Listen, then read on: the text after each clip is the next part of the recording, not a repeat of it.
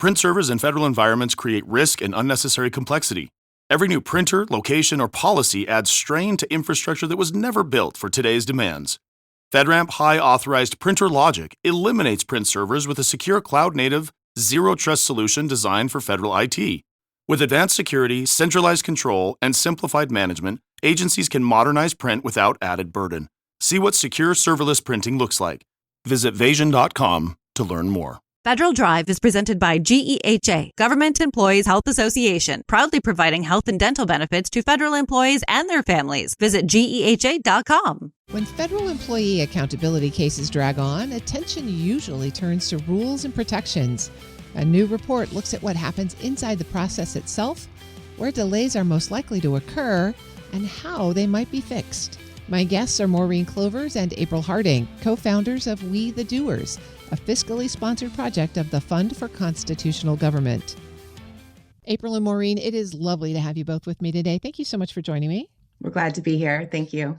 April, I want to start with you and first just ask you to tell us a little bit about We the Doers. How did you come to be? What is your purpose?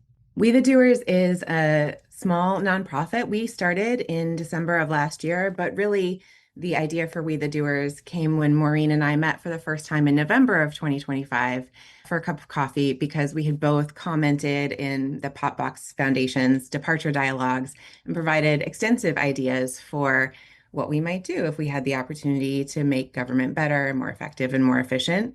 And as we were chatting about our experiences as senior executives in federal government and our experiences during the change in administration and what we had sort of seen since then, we both realized that the perspective of the people doing the work at federal agencies who receive the OMB memos and the executive orders and the changes in law that affect the work really hadn't been a visible vocal part of the government reform conversation that was emerging. So we decided to sort of stop waiting for people to ask or wait for permission and decided to start telling the stories of federal leaders and how changes affected their work and where things break down and why things don't work in government right now so that we could get to the root causes of real sustainable solutions. So that is our mission, and our focus is to identify those root causes, develop comprehensive, sustainable solutions to them, and work with everyone else who's working in this space to move those ideas forward so that we can really build the government that the American people deserve. So that's how it started. So Maureen, We the Doers is actually a sort of a dual meaning then. It's people who actually were doing the work of government, but also now people who want to do the work of reform. As you're thinking about this new reform agenda, how are you all actually doing your work? Yeah, well, really, I think what sets us apart is a lot of the folks in the good government space have folks with more of an academic background or a lot of former Biden or Obama political appointees, some former Bush appointees, but they tend to be more Democratic. And that's great. And they have an important perspective. But they don't have the length of experience of a lot of senior executives and senior managers, and they haven't necessarily gotten in the weeds, right? For a political appointee, success is getting money out the door for your administration's new priority, going to states, talking up the administration, right? But when you're a GS-15 manager or an SES, you really get in the weeds about why procurement takes so long, why it's so hard to hire and fire, why it's so hard to deliver IT systems on time. And you see that gap between the goal, the ideal, and reality. So we really wanted to engage people who'd been in the trenches, who understood, as April said, why things break down. So, for example, April and I met in November. We had our first workshop in December. We move fast. We want to show, too, that feds can move fast, or former feds. And we brought together 7 former SESs and GS-15 managers around the question, how do we make the government more effective and efficient? And in essence, if DOGE had asked you, what would you have said, right? And we came up with a very candid, unvarnished look, and that's our first report. That's on our website that came out January 20th to mark 1 year of DOGE. And we've continued that in our current report out today on fast but fair federal firing, where we brought together 10 managers with a combined 181 years of experience who collectively had tried to discipline or remove 22 employees. So we weren't just asking any federal managers, we were asking people who had really gone through this difficult process about what the process was, where it broke down, where it could be improved. And let's pick up right there because today is that report release date.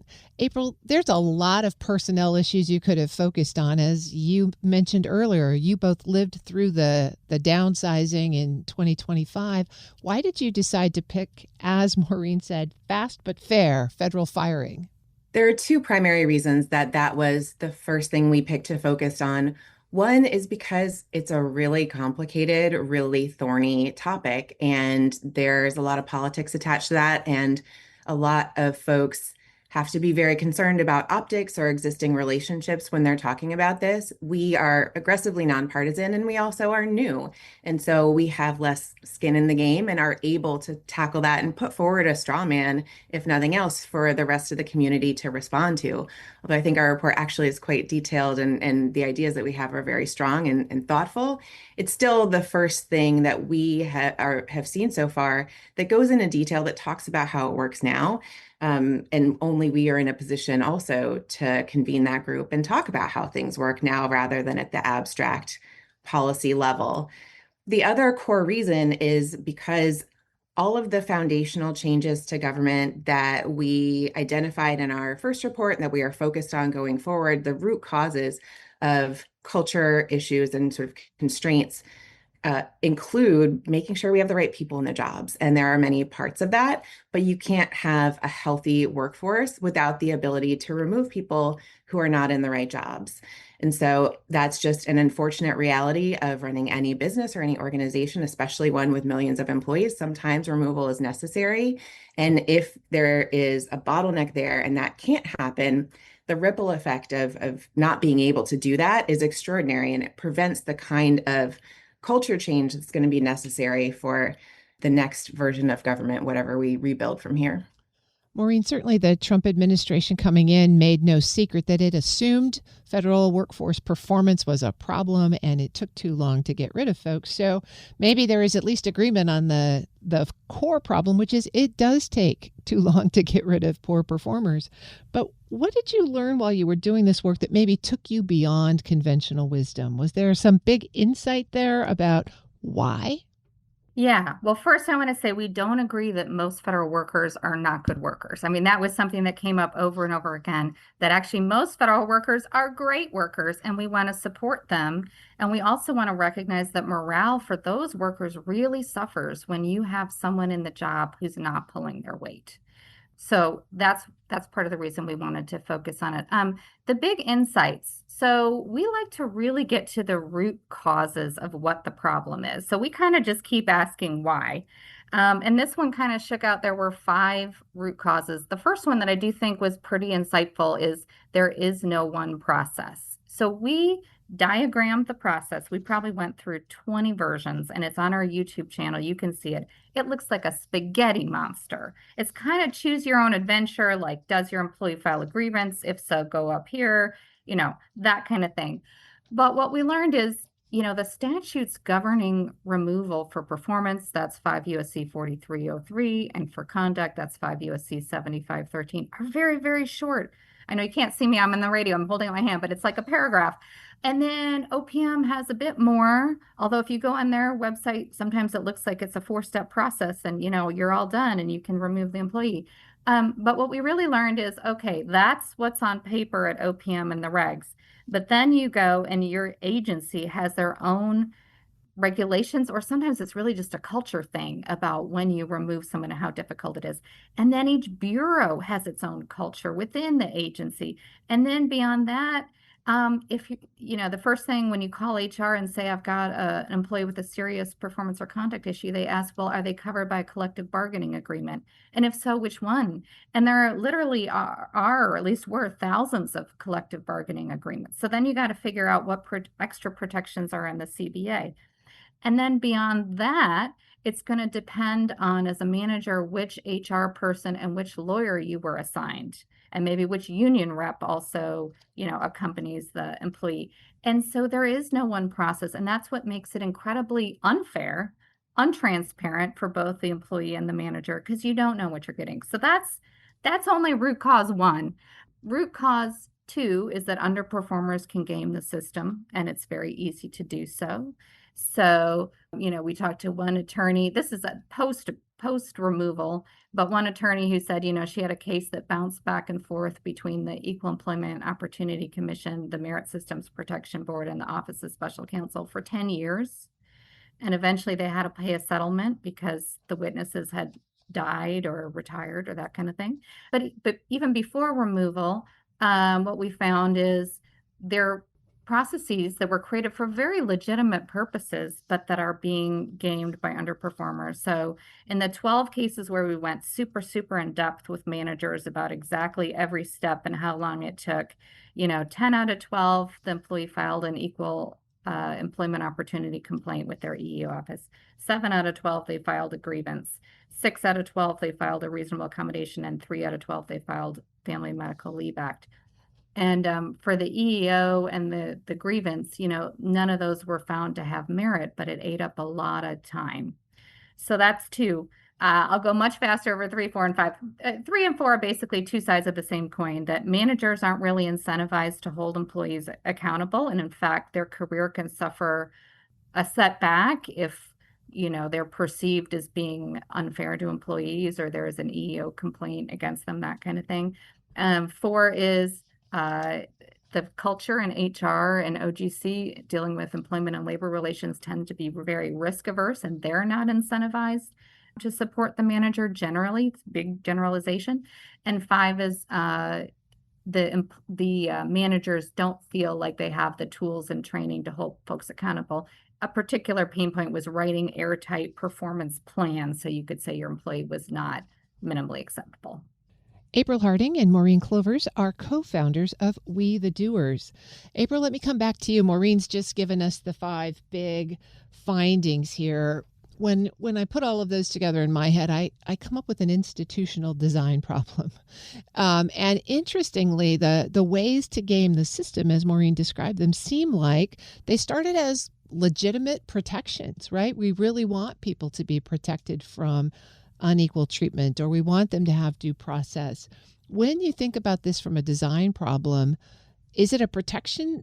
Are the protections the problem? Is it the rules? How do you think about clearing out all of the underbrush so you can really get to reform here? It absolutely is an institutional design problem, and that's the way we're thinking about it.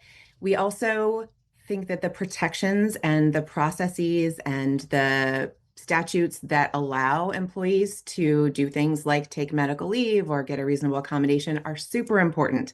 And in fact, in the same way that being able to effectively fire someone is actually really good for morale overall, because you don't have people sort of dragging on the productivity of the high performers, the people who are using these processes as loopholes, overusing the protections in the wrong way, creates a lot of noise that makes it harder for people who really are entitled to and need those things to get an effective resolution to their issue. So we believe strongly that those are important, and we want them to be more transparent and more efficient so that we can use them the way they are intended. So it's not necessarily the intent behind the rules, but clearing out the underbrush, as you said, is going to require some statutory and regulatory tweaking, because what has happened is the thing that happens almost every time that we as a society decide to try something.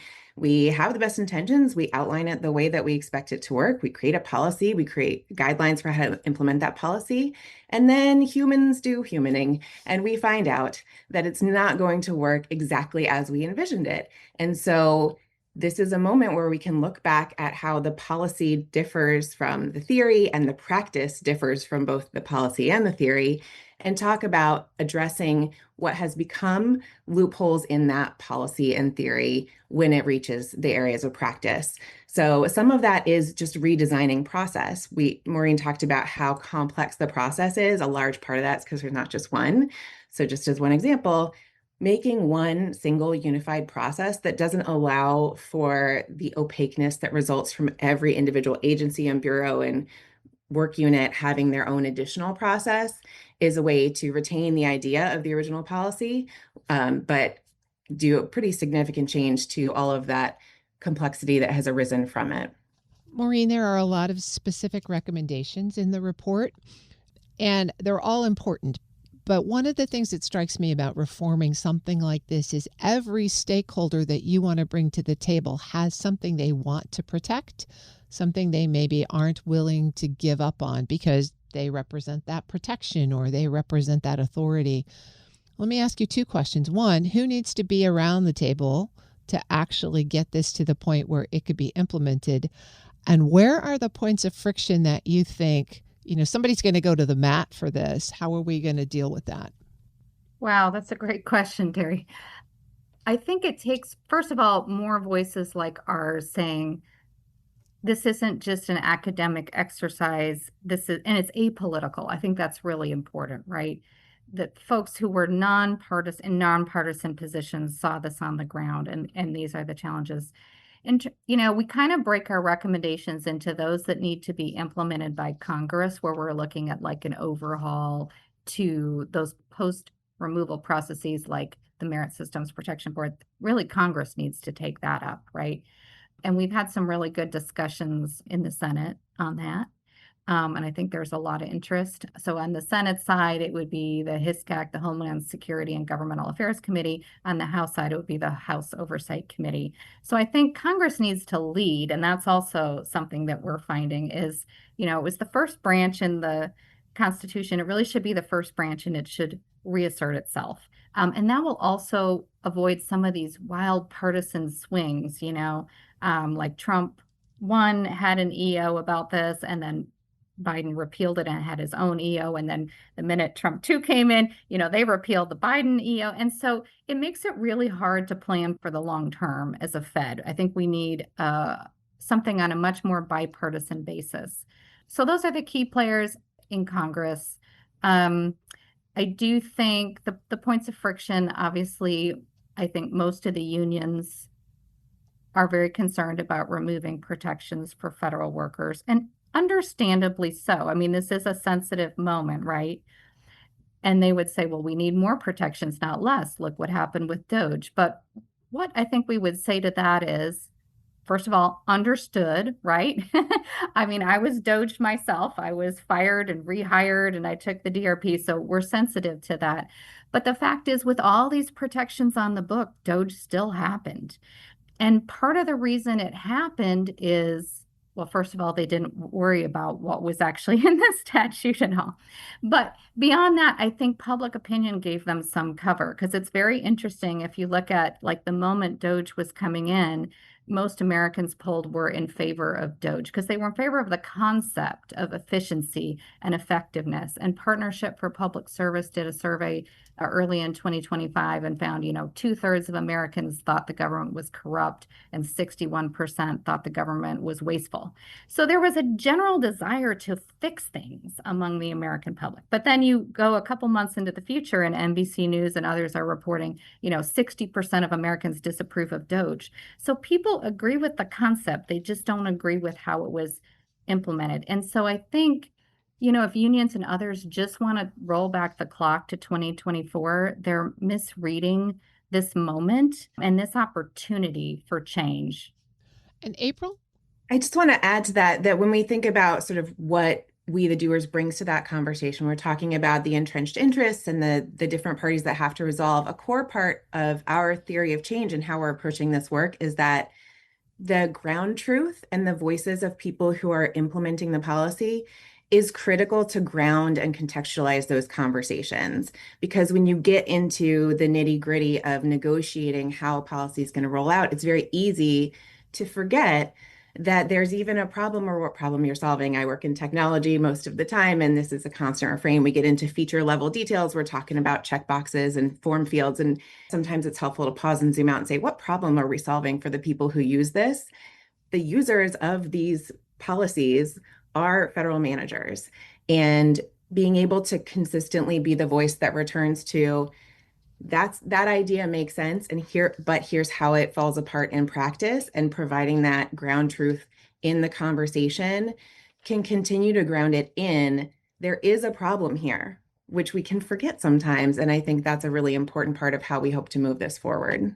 So let's stick with that for a minute, April. And when I look at the list of recommendations, and anytime you start on a reform effort, this might be the exception, but the normal rule is nobody gets everything they're asking for, right? So within your list, what would you hope would be the first reform that we would go after, and who would have to lead that conversation? April, you first, and then Maureen. It's so hard to prioritize because really for this to work, all of the pieces of it have to work together. But I will say the foundation of reform has to be the process and the measurement. If we don't get that right, then the other things will be subsumed into the bureaucratic machine and will not sustain. So formalizing a single, consistent, transparent process so that everyone understands what is supposed to happen is going to be critical. And then measuring the activity so that we can have meaningful conversations about whether or not it's working. We propose some specific metrics, like how long it takes to fire someone and what happens when someone goes on a PIP. Those sorts of things have to be measured to have a meaningful, ongoing conversation about iterating on that. And Maureen? I think that's right. I do think I want to end on a positive note. I think one of our recommendations, though, is probably the most likely to have legs.